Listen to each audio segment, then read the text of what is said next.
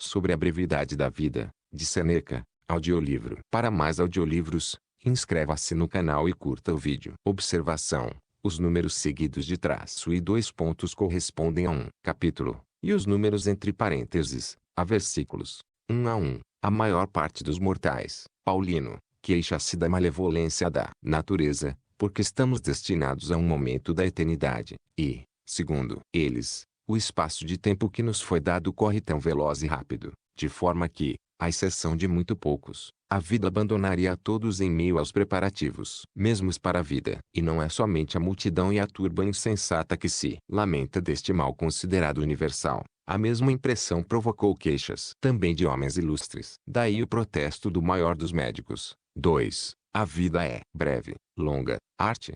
Daí o litígio, de nenhuma forma apropriado a um homem sábio, que Aristóteles teve com a natureza. Aos animais, ela concedeu tanto tempo de vida, que eles sobrevivem por 5 ou 10 gerações. Ao homem, nascido para tantos e tão grandes feitos, está estabelecido um limite muito 3. Mais próximo.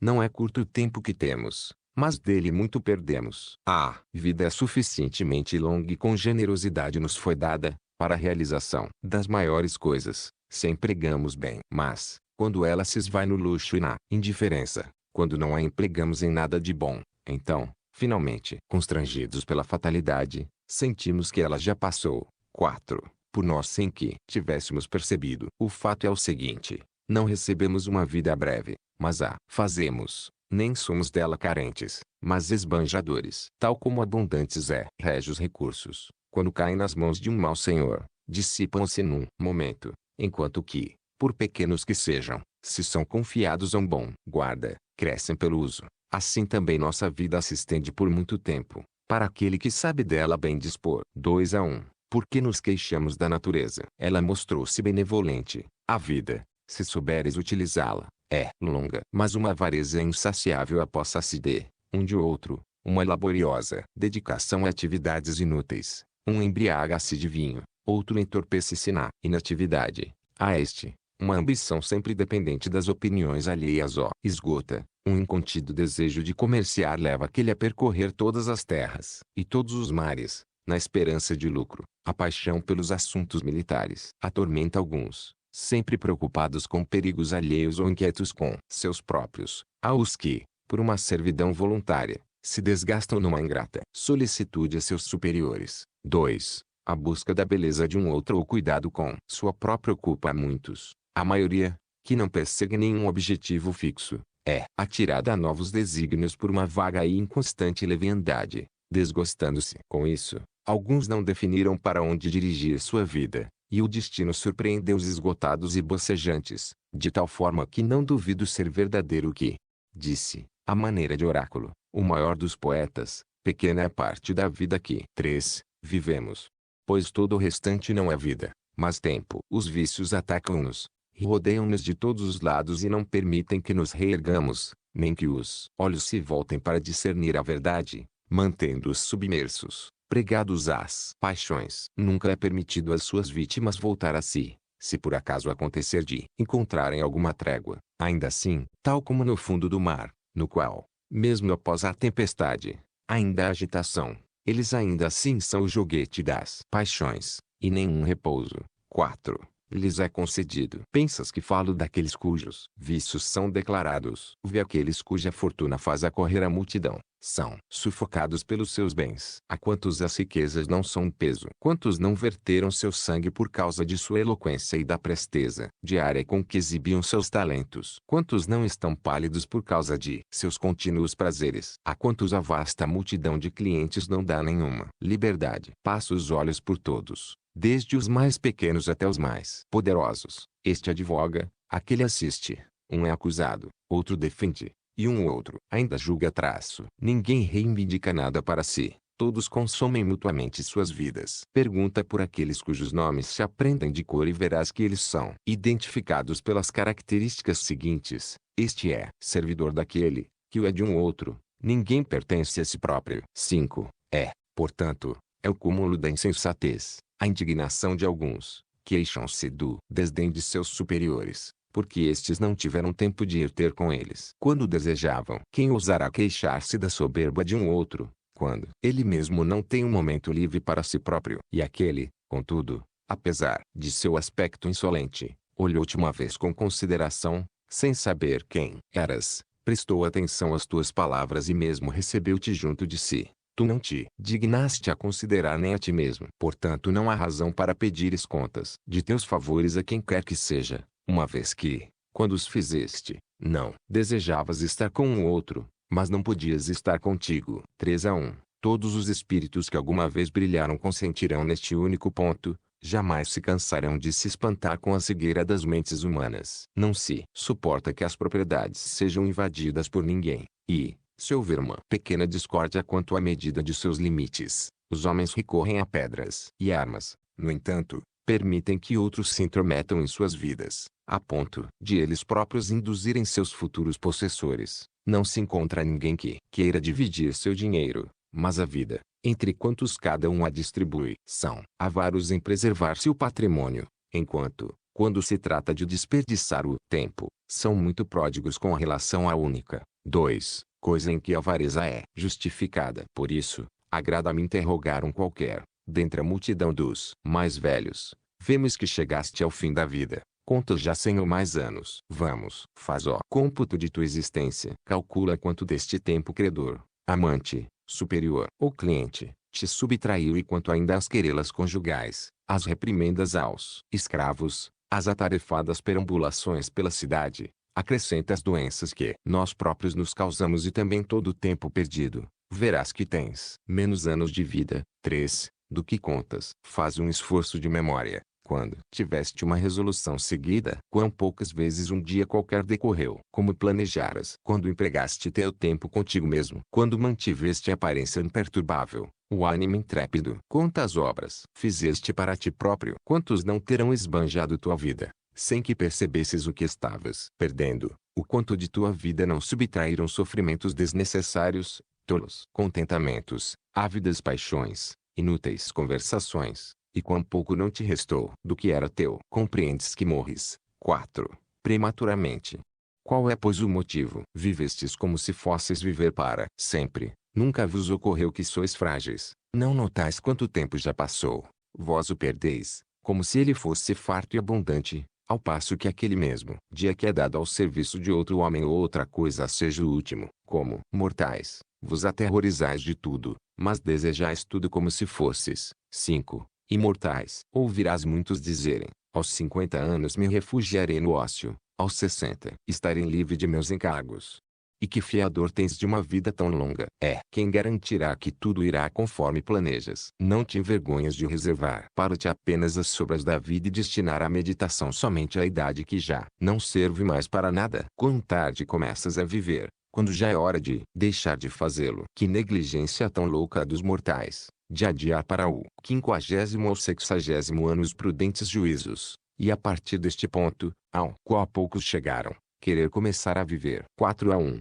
Verás os homens mais poderosos, e elevados aos mais altos postos, deixar escapar palavras nas quais desejam e louvam o ócio e o preferem a todos os seus bens. Por um momento desejam abdicar daquela sua proeminência, se for possível fazê-lo em segurança, pois ainda que nada venha do exterior a assaltá-la ou abalá-la. 2. Por si só a fortuna se desfaz. O divino Augusto, a quem os deuses, mais do que qualquer outro mortal, favoreceram, nunca deixou de almejar repouso para si próprio e desejar folga dos assuntos públicos. Todas as suas falas voltavam sempre ao mesmo ponto, a esperança de ócio. Isto distrai as suas penas com o seguinte consolo, fingido, contudo doce. Um dia haveria, 3, de viver para si mesmo. Em certa carta endereçada ao Senado, como prometesse que seu repouso não haveria de ser desprovido de dignidade e seria condizente com sua glória passada, encontrei essas palavras. É porém mais ilusório que essas coisas se realizem do que podem ser prometidas. Contudo o desejo daquele tempo,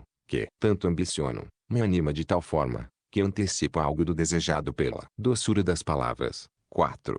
Pronunciadas, ainda que tarde seu deleite. O ócio era uma coisa tão almejada, que, por não poder dele usufruir, antecipava em pensamento. Ele, que via todas as coisas dependerem unicamente de si, que decidia a sorte dos homens e das nações. Com muita satisfação pensava no dia em que se despojaria de sua grandeza. 5. Estava ciente de quanto suor exigiam aqueles bens que brilhavam por todas as terras, de quantas inquietações reprimidas eles ocultavam, forçado primeiramente a combater os cidadãos, depois os amigos, e finalmente os mais próximos de si. Em mar e em terra fez correr sangue, tendo levado a guerra a Macedônia, Sicília, Egito, Ásia quase todas as costas. Dirigiam os exércitos já cansados de oprimir romanos às guerras externas. Enquanto pacíficos Alpes subjuga inimigos infiltrados em meio à paz do império e estende as fronteiras para além do Reno, do Eufrates e do Danúbio. Na própria Roma contra ele se voltavam os punhais de Murena,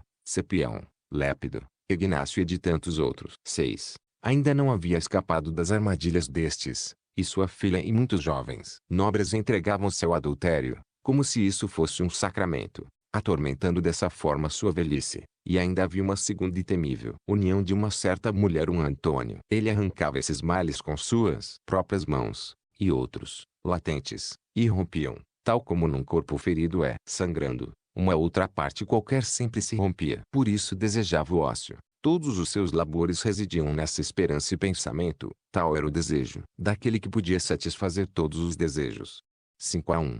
Marco Cícero, atirado entre homens como Catilina, Clódio, Pompeu e Crasso, uns, manifestos inimigos, outros, dúbios amigos, enquanto oscilava com a República e procurava sustentá-la no seu naufrágio, até finalmente afundar com ela, sempre inquieto na prosperidade e impaciente na adversidade. Quantas vezes não amaldiçoou o seu próprio consulado, que era louvado. 2. Não sem motivo, mas sem moderação. Que coisas lamentáveis ele diz numa carta a Ático, na época em que Pompeu, o pai, já havia sido vencido, e seu filho restaurava na Espanha as armas despedaçadas. Perguntas-me o que faço aqui, diz ele. Se-me livre, quedo-me em minha vila de Túsculo.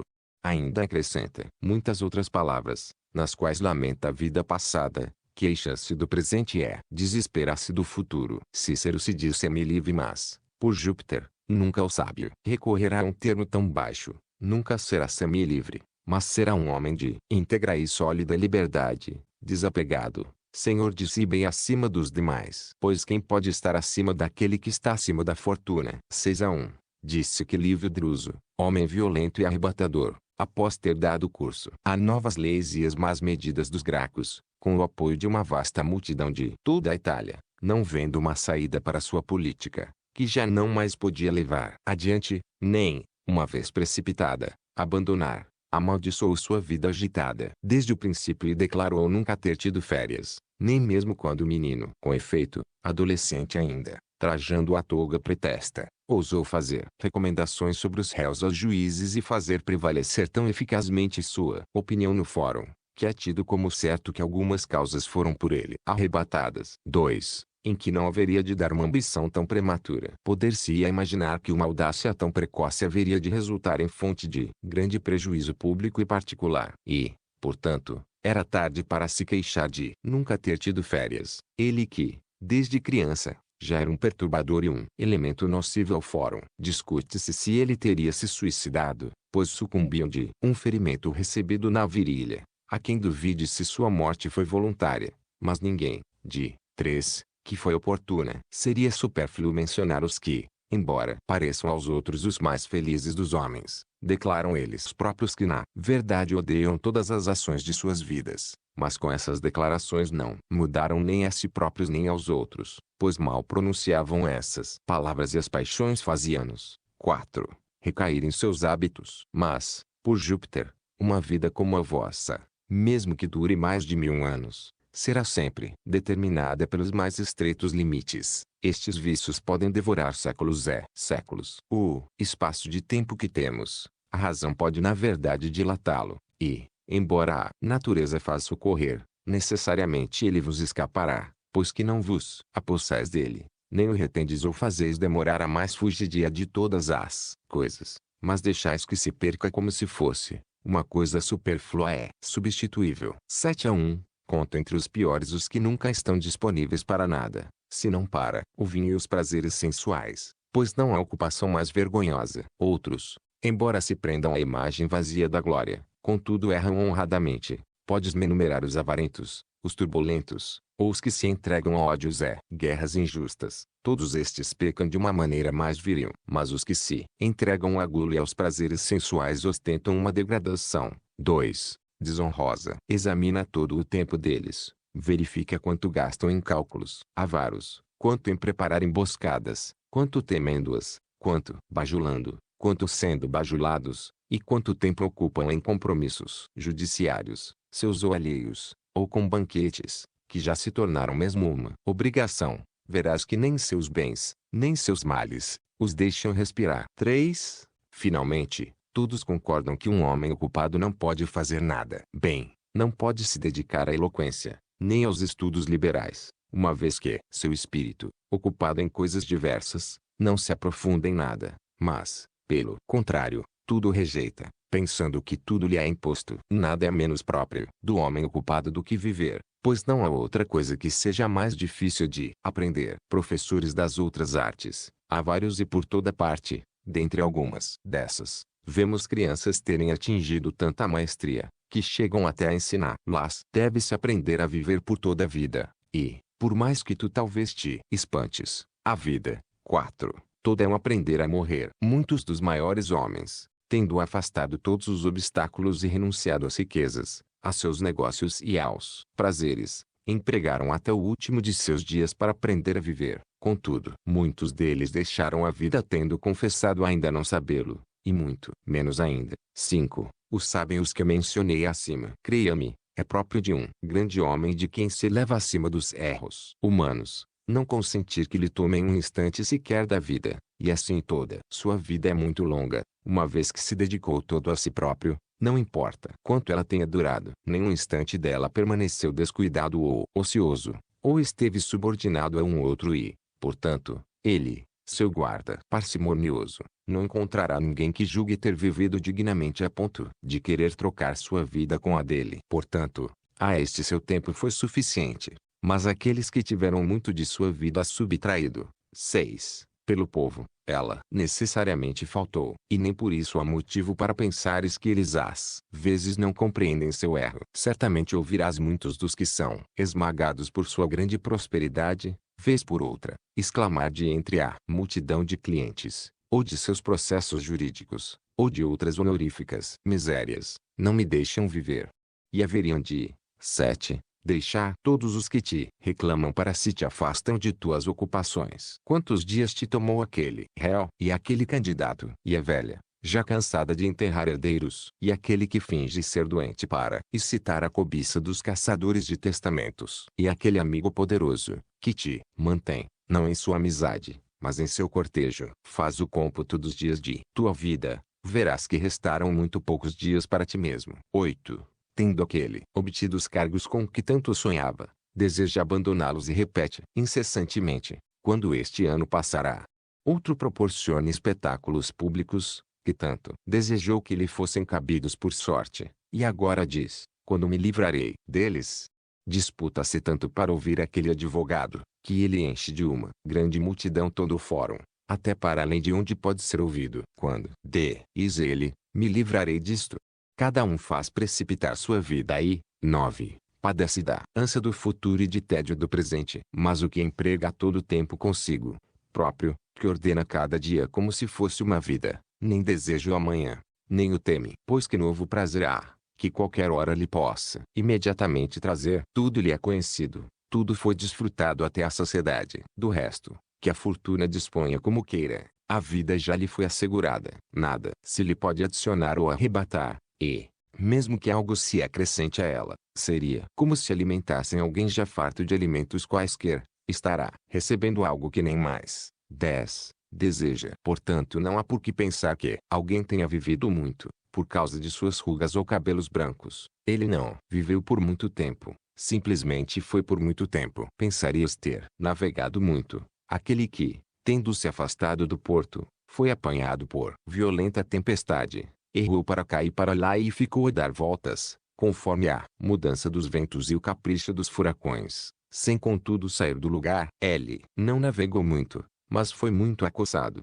8 a 1. Costumo estranhar quando vejo alguns pedindo tempo, e aqueles a quem se pede mostrarem-se muito complacentes. Ambos consideram aquilo pelo que se pede tempo. Nenhum, o tempo mesmo. Parece que nada se pede e que nada é dado. Brinca-se com a coisa mais preciosa de todas. Contudo ela lhes escapa sem que percebam, pois é um incorporal e algo que não salta aos olhos. Por isso é considerado muito desprezível, e em razão disto não lhes atribuem valor algum. 2. Os homens recebem pensões e aluguéis com muito prazer e concentram neles suas preocupações, esforços e cuidados, mas ninguém dá valor ao tempo. Usa-se dele a rédeas soltas, como se nada custasse. Porém, quando doentes, se estão próximos do perigo de morte, prostram seus joelhos dos médicos, ou, se temem a pena capital, estão prontos a gastar todos os seus bens para viver. Tamanha é a discórdia de seus 3. Sentimentos. Se fosse possível apresentar a cada um a conta dos anos futuros, da mesma forma que podemos fazer com os passados, como tremeriam aqueles que vissem restar-lhes poucos anos e como os poupariam. Pois, se é fácil administrar o que, embora curto, é certo, deve-se conservar com muito cuidado o que não se pode saber. 4. Quando há de acabar. Contudo não há por que pensar que eles ignoram que coisa preciosa é o tempo. Costumam dizer aos que amam muitíssimo que estão dispostos a lhes dar parte de seus dias. E realmente dão, sem se aperceberem disto, mas dão de forma a subtraírem vários anos a si, sem aumentar os daqueles. Mas ignoram o fato mesmo de estarem perdendo os seus anos. Por isso lhes é tolerável a perda de um bem que não é. 5. Notado. Ninguém devolverá teus anos. Ninguém te fará voltar a ti mesmo. Uma vez principiada, a vida segue seu curso e não reverterá nem o interromperá, não se elevará, não te avisará de sua velocidade. Transcorrerá silenciosamente, não se prolongará por ordem de um rei, nem pelo apoio do povo. Correrá tal como foi impulsionada no primeiro dia, nunca desviará seu curso, nem o retardará. Que sucederá? Tu estás ocupado, e a vida se apressa. Por sua vez virá a morte, a qual deverás te entregar, queiras ou não. 9-1. Pode haver algo mais estúpido que o modo de ver de alguns. Falo daqueles que deixam de lado a prudência. Ocupam-se para poder viver melhor. Armazenam a vida, gastando-a. Fazem seus planos a longo prazo. No entanto, protelar é do maior prejuízo para a vida. Arrebata-nos cada dia que se oferece a nós. Rouba-nos o presente ao prometer o futuro. O maior impedimento para viver é a expectativa, a qual tende para o amanhã e faz perder o momento presente. Do que está nas mãos da fortuna, dispões. O que está nas tuas, despedes. Para onde ficas a olhar? Para que tendes? Tudo que está por vir se assenta na incerteza, desde 2. Já vive. Proclama o maior dos poetas e, como inspirado por divinos lábios, canta este canto de salvação. Os melhores dias da vida dos tristes mortais são os primeiros a fugir. Por que hesitar? Diz ele, por que ficar sem nada fazer? Se não ocupares o dia, ele fugirá e, contudo, se o tiveres ocupado, ainda fugirá. Portanto deve-se lutar contra a celeridade do tempo, usando de velocidade, tal como se deve beber depressa de uma 3. Corrente rápida e que não fluirá para sempre. O poeta emprega magnificamente as palavras para censurar a infinita contemporização, pois diz o melhor dia, e não a melhor idade. Como é que tu, seguro e demorado em meio a uma tão grande fuga de tempo, dispões para ti os meses e os anos, numa longa série, de acordo com tua avidez? O poeta fala do dia, e deste 4. Mesmo dia que está fugindo. Acaso se duvida que os melhores dias fujam primeiro aos míseros mortais, isto é, aos ocupados? A velhice oprime tanto seus espíritos pueris que chegam a ela, surpresos e desarmados, pois nada em sua vida foi previsto, bruscamente desprevenidos nela caíram, não a sentiam chegar. 5. Diariamente, tal como uma conversa ou uma leitura ou alguma reflexão mais séria distrai os viajantes, que se veem chegados ao destino sem notar que deles se aproximavam. Assim esta contínua e tão rápida caminhanda da vida, que dormindo ou acordados fazemos no mesmo passo, aos ocupados não aparece senão no fim. 10-1. Quisesse eu dividir minha tese em tópicos e argumentos, ocorrer-me-iam muitos exemplos, pelos quais provaria que é muito breve a vida dos ocupados. Costumava dizer Fabiano, que não era um desses filósofos acadêmicos, mas um dos verdadeiros e antigos. Contra as paixões deve-se lutar com arrojo, não com sutilezas,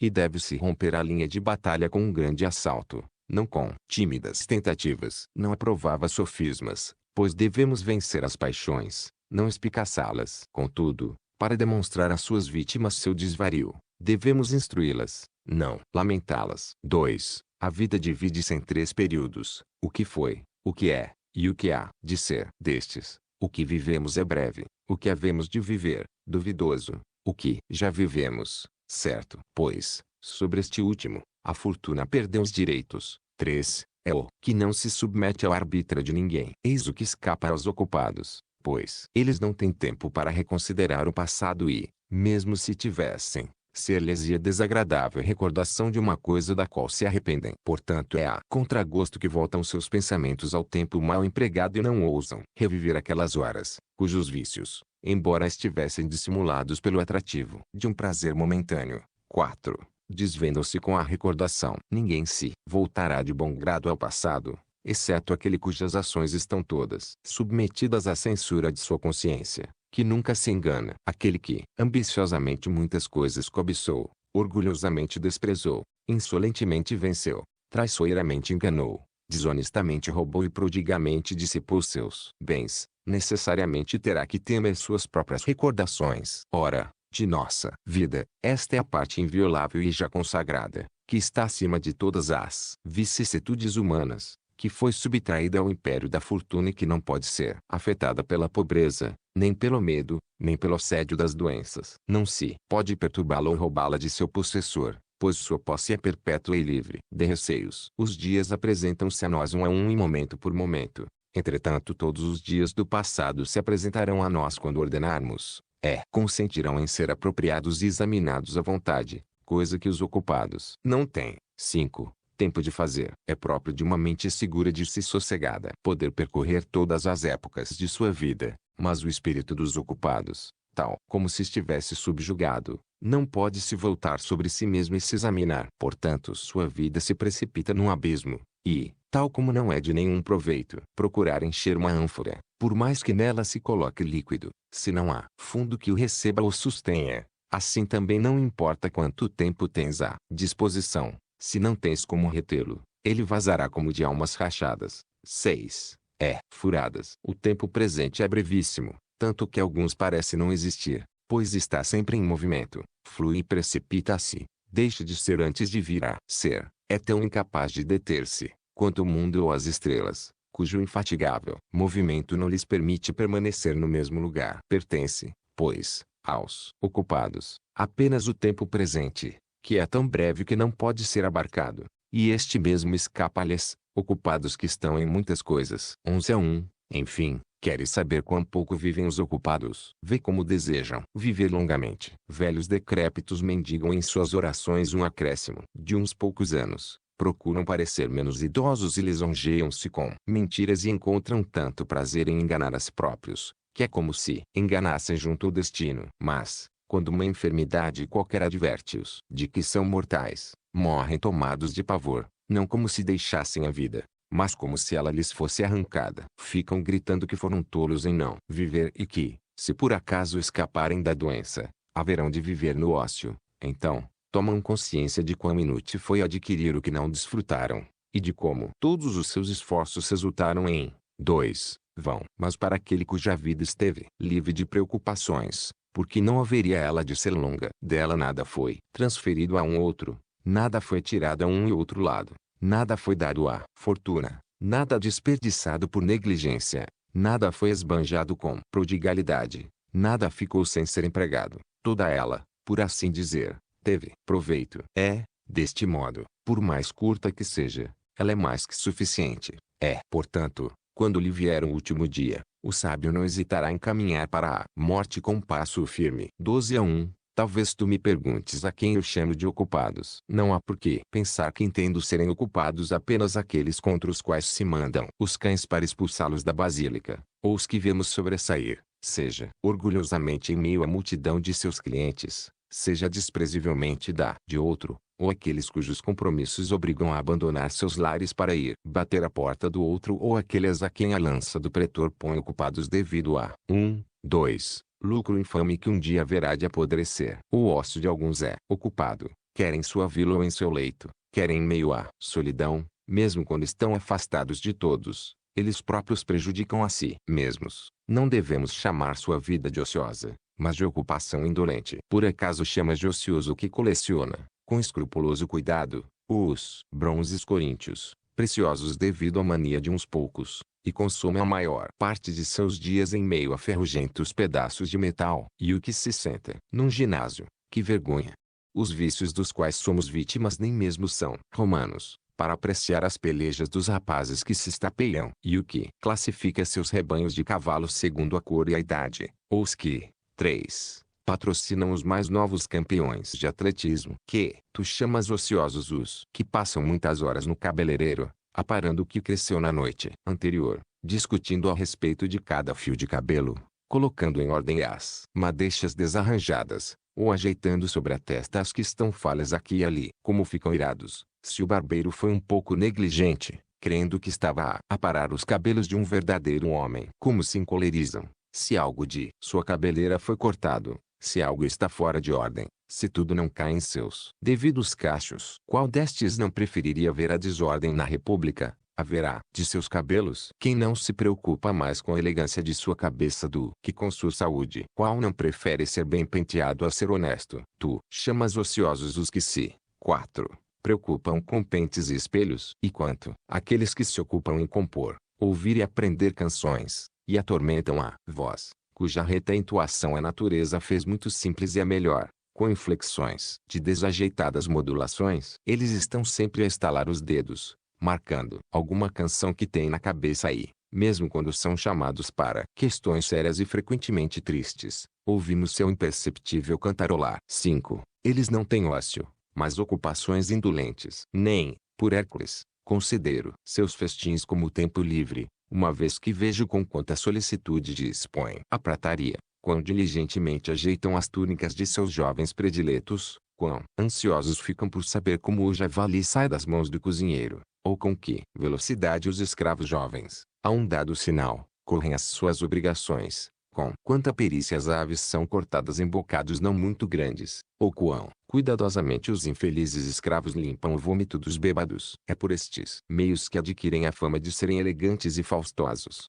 e seus males perseguem-nos até mesmo nos menores detalhes da vida, de modo que eles não 6. Podem comer nem beber sem afetação. Eu não contaria entre os ociosos aqueles que se fazem transportar para cá e para lá em carruagens ou liteiras.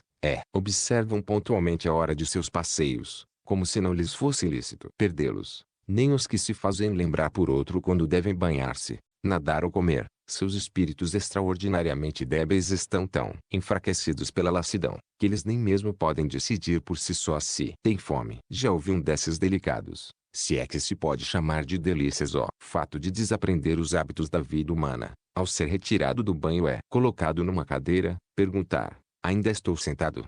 Tu crês que este, que ignora até se está sentado, sabe se vive, se vê, se é ocioso, não poderia dizer de pronto o que lamento mais, ele, 7. Realmente não saber ou fingir não sabê-lo. Esses esquecem-se realmente de muitas coisas, mas também fingem esquecer de muitas outras. Certos vícios deleitam-nos como se fossem provas de felicidade. Parece-lhes próprio de um homem muito baixo e desprezível saber o que faz.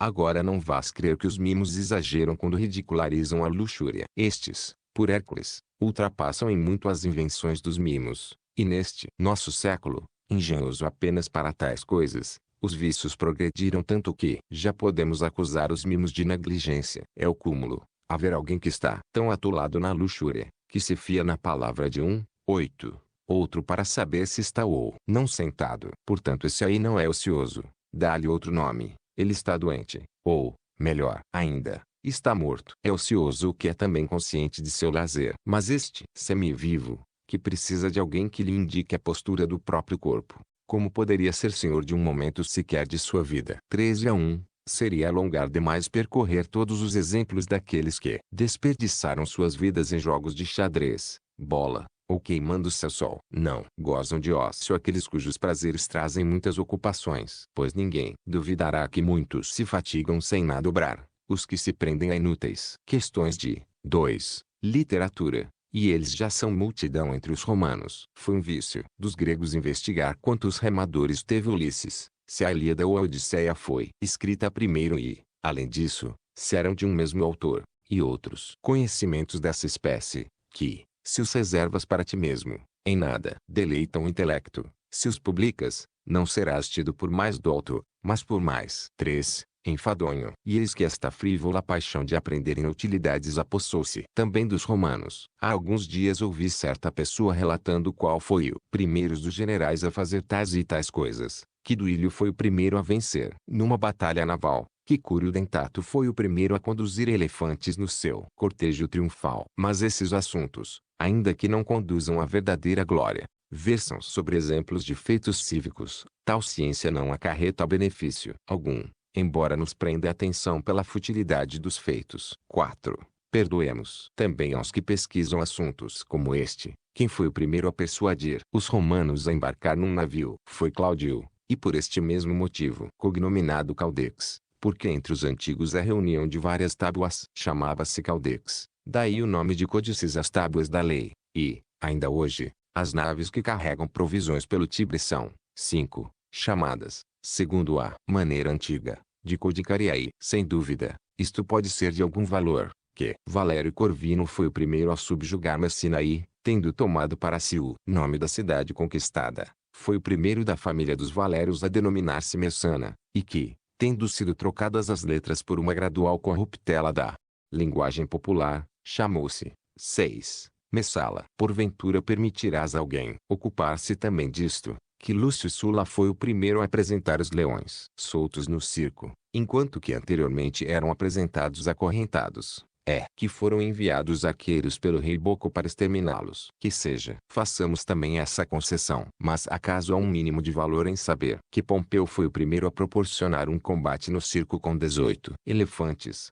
tendo-se enviado criminosos para enfrentá-los, como se fosse uma batalha. O primeiro dos cidadãos e, segundo o que a fama nos legou, homem que sobressaiu entre os antigos líderes por sua bondade, julgou ser um novo tipo de espetáculo digno de memória. Matar homens de um modo novo. Combatem até a morte. É pouco. Despedaçam-se. É pouco. 7. Que sejam esmagados por uma enorme massa de animais. Seria suficiente que esses assuntos passassem ao esquecimento, para que, posteriormente, um prepotente qualquer não aprendesse e invejasse uma ação tão desumana. Quantas trevas uma grande fortuna causa às nossas mentes. Acreditou estar acima das leis da natureza quando lançou aquele bando de miseráveis a feras nascidas sobre outros céus, quando proporcionou um combate entre animais tão desiguais, quando fez verter tanto sangue diante dos olhos do povo romano, ele, que em breve seria forçado a verter mais ainda. Mas, logo em seguida, o mesmo Pompeu,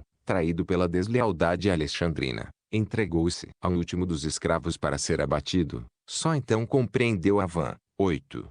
Ostentação de seu cognome. Mas, para que retorne ao ponto de onde me desviei, e para que mostre a inutilíssima diligência de alguns nestes mesmos assuntos, aquele mesmo erudito contava que Metelo, tendo vencido os cartagineses na Sicília, foi o único de todos os romanos a conduzir em seu triunfo 120 elefantes diante do carro, e que Sulla foi o último dos romanos a aumentar o pomerium, coisa que, segundo os costumes antigos, só se fazia após a conquista de territórios italianos, e nunca provinciais. Há alguma utilidade maior em saber que o Monte Aventino, como assegurava aquele, situa-se para além do pomerium por uma dessas duas razões, ou porque a plebe tenha se afastado daí, ou porque, quando Remo tomava os auspícios, o voo das aves não foi favorável, e ainda outros inumeráveis conhecimentos, que, ou estão abarrotados de mentiras, ou são desta natureza. 9. Pois mesmo que se admita que eles contam essas coisas todas de boa fé e que se responsabilizam pelo que foi escrito,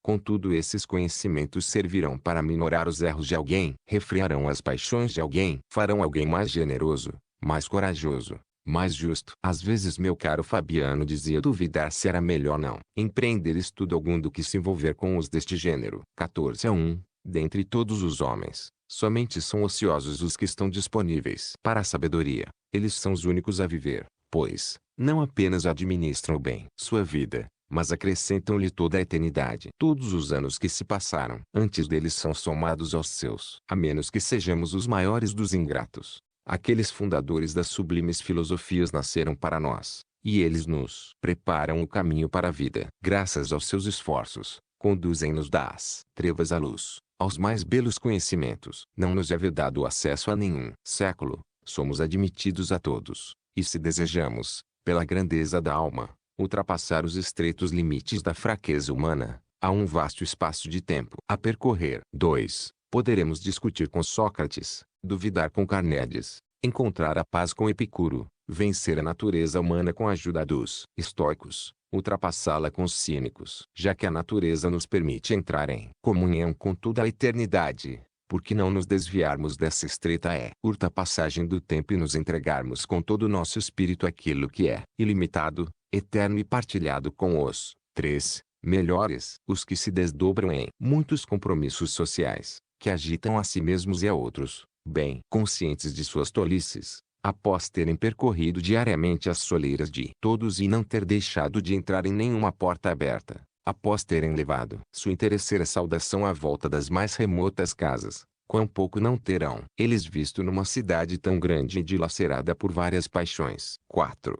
Quantos haverá cujo sono, dissolução ou grosseria não os afastará? Quantos, após os terem torturado com uma longa espera, não passarão por eles fingindo estarem apressados? Quantos não evitarão aparecer no átrio repleto de clientes, escapando por portas secretas, como se fosse menor descortêsia enganar do que despedir? Quantos, ainda meio adormecidos e pesados devido à embriaguez da noite anterior, responderão, aqueles pobres coitados que interromperam seu sono para esperar o despertar de um outro, com o bocejo mais arrogante, mal levantando os 5. lábios? Podemos afirmar que se dedicam a verdadeiros deveres, somente aqueles que desejam estar cotidianamente na intimidade de Zenão, Pitágoras, Demócrito, Aristóteles, Teofrasto e os demais mestres de virtude. Nenhum deles deixará de estar à nossa disposição, nenhum despedirá o que o procurar, sem que o faça mais feliz e mais devotado a ele. Nenhum permitirá a quem quer que seja partir de mãos vazias, e eles podem ser encontrados por qualquer homem, tanto durante o dia como a noite. 15:1. Nenhum destes forçará a tua morte, todos te ensinarão a morrer. Nenhum dissipará teus anos, mas te oferecerá os seus. Nunca a conversação com eles será perigosa, fatal é a amizade ou onerosa a deferência. Conseguirás deles tudo o que quiseres, não será deles a culpa. 2. Se não tiveres exaurido tudo o que desejas, que felicidade, que bela velhice não aguarda o que se dispôs a ser seu cliente. Ele terá com quem discutir sobre as menores, bem como sobre as maiores questões, a quem consultar diariamente sobre si mesmo, de quem ouvir a verdade sem ofensa e ser louvado sem adulação, a cuja 3. semelhança se possa moldar. Costumamos dizer que não está em nosso poder escolher os pais que a sorte nos destinou, mas que nos foram dados ao acaso. Contudo é-nos permitido ter um nascimento segundo a nossa escolha. Existem famílias dos mais nobres espíritos, escolhe a qual delas queres pertencer, e receberás não apenas seu nome, mas também seus próprios bens, que não terás de vigiar miserável mesquinhamente, pois, quanto mais forem partilhados pelos homens, maiores. 4.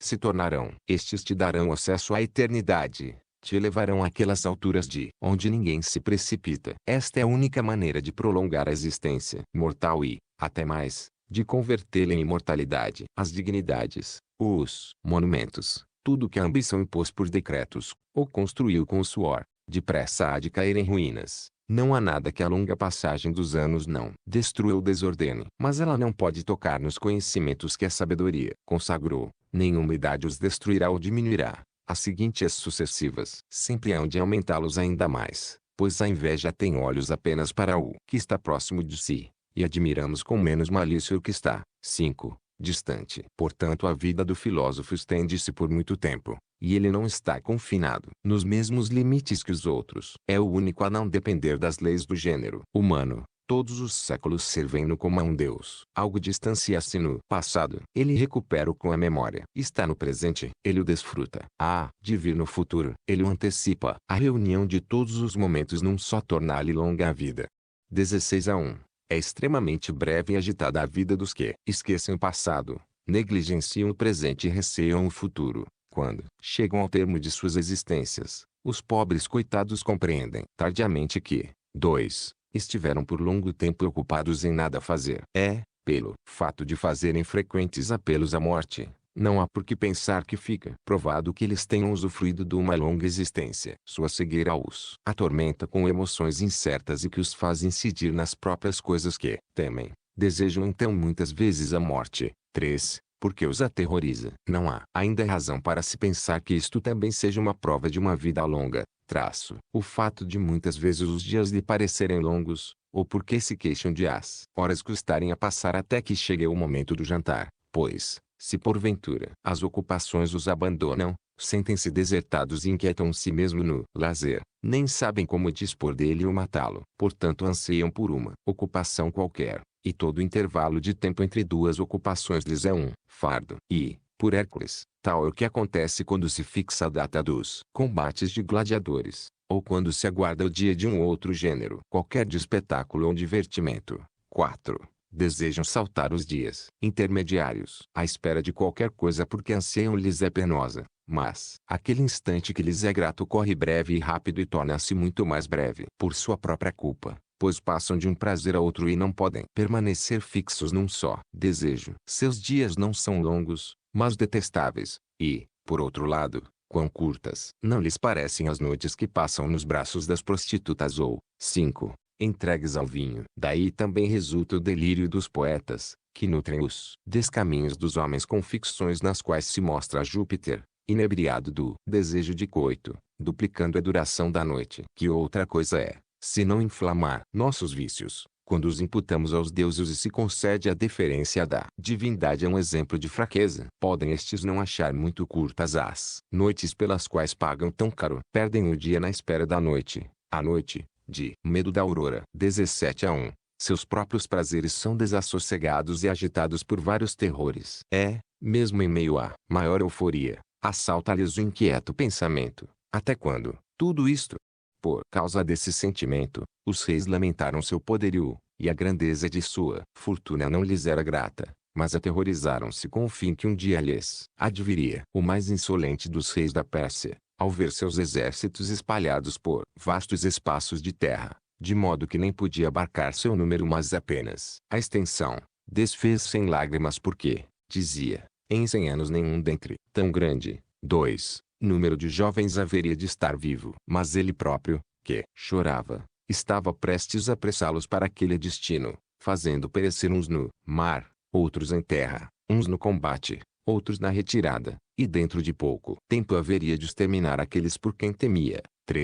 O 100º ano. Qual o motivo de também suas alegrias serem temerosas? É que não brotam de causas sólidas, pelo contrário, o próprio vazio de onde nascem perturba-as. E como pensas serem aqueles momentos miseráveis, segundo sua própria confissão, já que os próprios motivos pelos quais são exaltados e se 4. colocam acima dos homens são muito impuros. Todos os maiores bens estão cheios de ansiedade.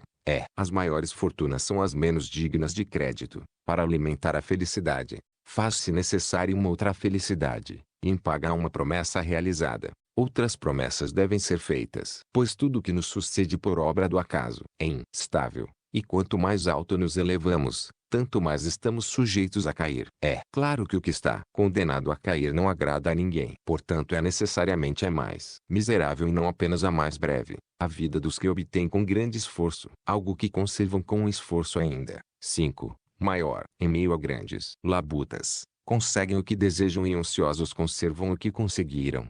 Entretanto não têm consciência de que o tempo nunca mais há de voltar. Novas ocupações seguem-se às antigas. A esperança suscita a esperança. A ambição não procura um fim às misérias, mas mudam seu assunto. Nossos cargos nos atormentam. Os dos outros nos tomarão mais tempo. Cessamos de fatigar-nos como candidatos. Começamos novamente como partidários. Renunciamos ao estorvo de acusar. Apresenta-se-nos o de julgar. Deixa de ser juiz. É feito pretor. Envelheceu como administrador de 6. propriedades alheias. Ocupa-se agora com sua riqueza. As vestes guerreiras deram folga a Mário. O consulado não lhe dá sossego. Cincinnato apressa-se a escapar do cargo ditatorial. Será novamente chamado do arado. Cipião ainda muito jovem para uma tarefa de tal envergadura, combaterá os cartagineses. Vencedor de Aníbal, vencedor de Antíoco, orgulho de seu consulado e garantia do de seu irmão, seria colocado ao lado de Júpiter, não fosse sua intervenção pessoal. As guerras civis perseguirão este salvador da pátria e, tendo sido na juventude honrado como um Deus, já velho deleitar-se-á apenas com o desejo de um altivo exílio. Nunca faltarão motivos de inquietação, quer na prosperidade, quer na miséria. A vida será dilacerada entre as ocupações, o ócio sempre desejado, nunca obtido. 18:1.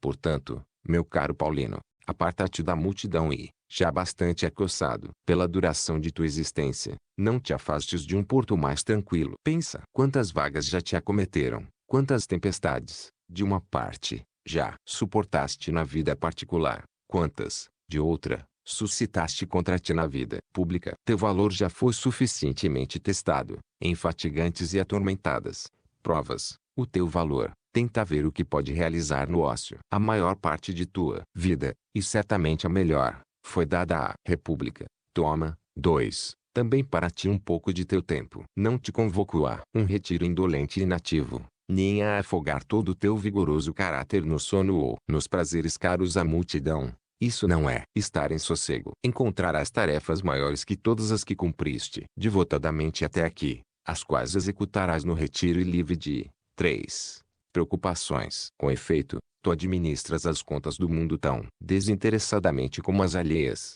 tão diligentemente como as tuas, tão escrupulosamente como as do Estado. Conquistas estima num cargo onde é difícil evitar o rancor. Contudo, acredite-me, é mais proveitoso fazer a conta de teus anos do que as 4 do trigo do Estado. Este teu vigor de ânimo, capaz das maiores coisas, desvia de um cargo, sem dúvida honroso, mas pouco adequado para tornar uma vida feliz. E lembra-te de que não foste educado desde os mais tenros anos nos estudos liberais para que alqueires de trigo te fossem confiados. Esperaste algo maior e mais alto. Não faltarão homens de sobriedade comprovada e atividade laboriosa. Jumentos laboriosos são mais aptos a carregar fardos do que cavalos de raça, e quem jamais oprimiu a excelente ligeireza deles com 5 pesadas cargas. Além disso, reflete quantas preocupações não tens ao assumir tanta responsabilidade. Tu lidas com os ventres dos homens. O povo esfaimado não dá ouvidos à razão,